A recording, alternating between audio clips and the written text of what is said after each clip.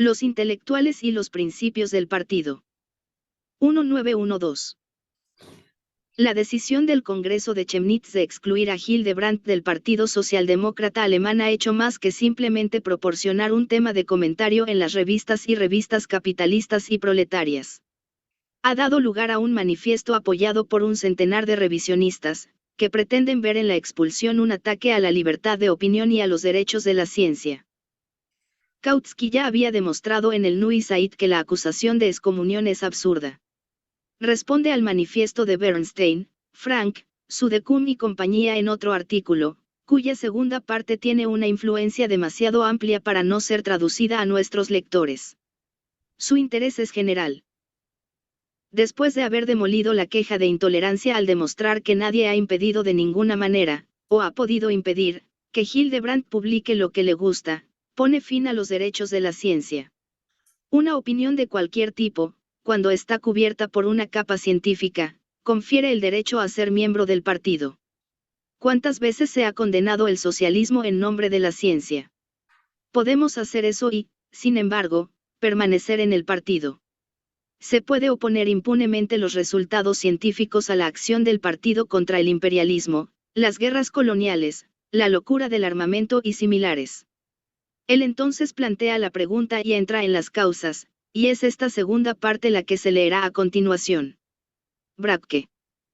Su protesta, por el contrario, despertará una enérgica oposición porque, con el pretexto de salvaguardar las libertades de la ciencia, reclama algo más.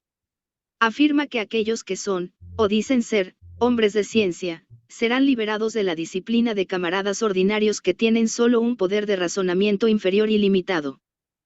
Y ese es el punto. El reciente manifiesto es solo otro esfuerzo para asegurar privilegios especiales para los intelectuales en el partido.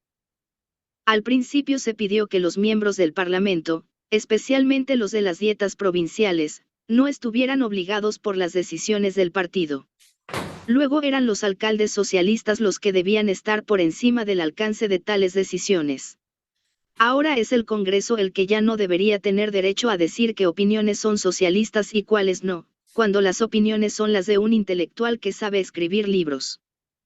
Los intelectuales tendrían todos los derechos de un camarada del partido, pero no sus deberes. Los hombres de investigación científica dejan tranquilamente los deberes al proletariado. No hay necesidad de ser un admirador de la política cachonda para felicitarnos de que los trabajadores siempre han rechazado la pretensión de los intelectuales a una posición privilegiada en el partido, ya que, es de esperar, rechazarán tales pretensiones en el futuro. De hecho, tales demandas se harán cada vez más. Debemos ver en ellos un fenómeno inherente al crecimiento del partido. Que los intelectuales que vienen a nosotros se encuentren pronto o tarde en discordia con el partido por alguna razón u otra no es nada inusual.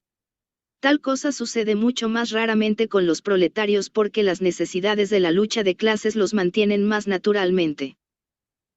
Mientras el partido fuera pequeño, y el trabajo realizado de manera accesoria, y el número de mandatos parlamentarios en su regalo fuera pequeño, siempre que la separación del individuo del partido fuera fácil e indolora.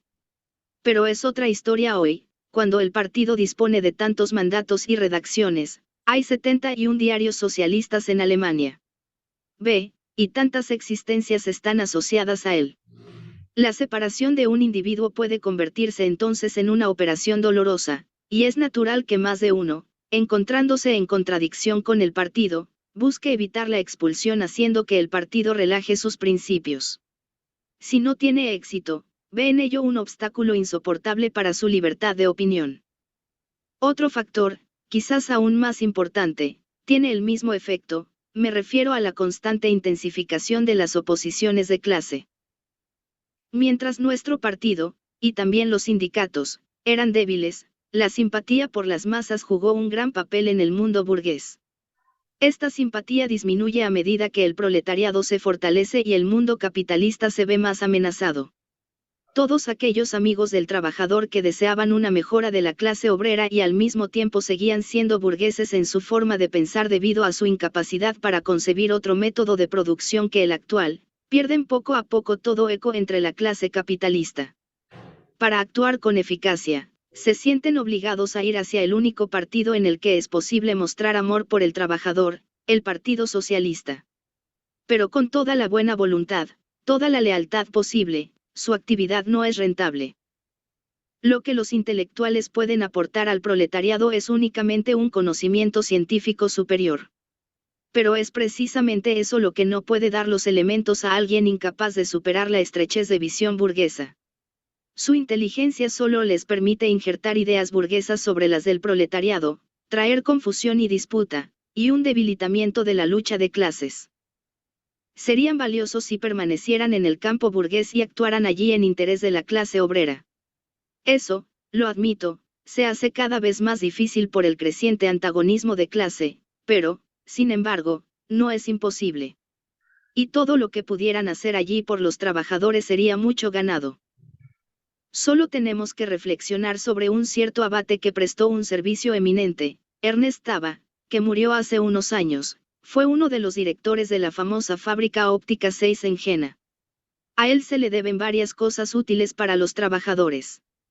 Por ejemplo, el Volkshaus, donde se celebran congresos y reuniones, es un legado de él. Sin embargo, solo habría hecho daño si se le hubiera metido en la cabeza liderar una campaña política en nuestras filas. A pesar de esto, constantemente se están haciendo intentos en esa dirección por personas no calificadas. De hecho, la esperanza de llegar así a la consideración universal por el camino más fácil posible no es el menor atractivo de tal curso. La prensa capitalista se apresura hoy a señalar con un florecimiento de trompetas todo lo que puede considerarse en nuestro partido como un paso dado hacia las ideas capitalistas. Los escritores que serían completamente ignorados si, como liberales, hubieran expuesto ideas liberales, son glorificados hasta los cielos cuando publican tales ideas como miembros del Partido Socialista. Qué gran hombre fue Caliber mientras se llamaba a sí mismo socialista, Richard Caliber, un valiente revisionista, que defendió calurosamente la política fiscal del imperio. Finalmente tuvo que abandonar el partido. B. Desde que dejó de tener ese título, su propio nombre es olvidado. Y ese es el gran peligro que amenaza la investigación científica de personas como Hildebrandt. Su ciencia pierde todo su valor y deja de interesar a nadie en el momento en que ya no pertenece al partido.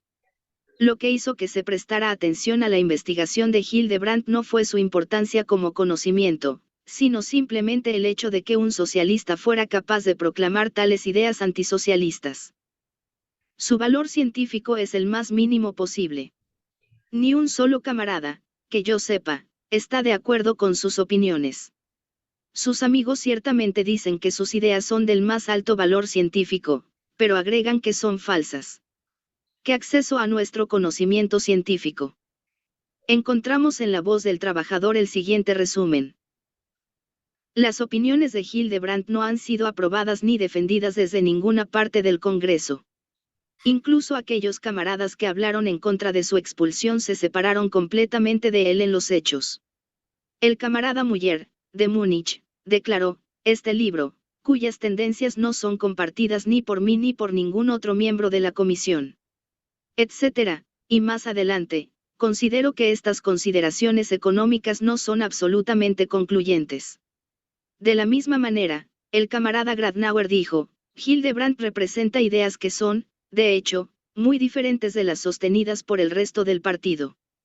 Una vez más, el camarada Heine dijo, Hildebrandt es un niño perdido con el que no me identifico de ninguna manera. Antes del Congreso, Hellmann, de Chemnitz, ya había declarado en una reunión del partido que el libro de Hildebrandt era, científicamente hablando, prácticamente inútil. Muy cierto.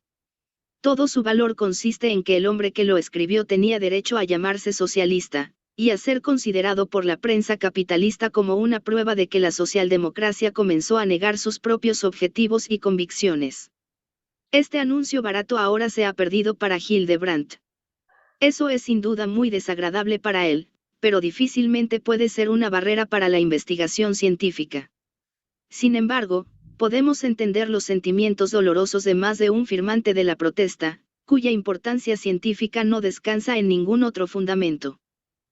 Dadas las circunstancias, Debemos esperar que constantemente surjan de entre nosotros intelectuales que, buscando ciertos fines por ciertos medios, tratarán de derribar las barreras establecidas por nuestro partido.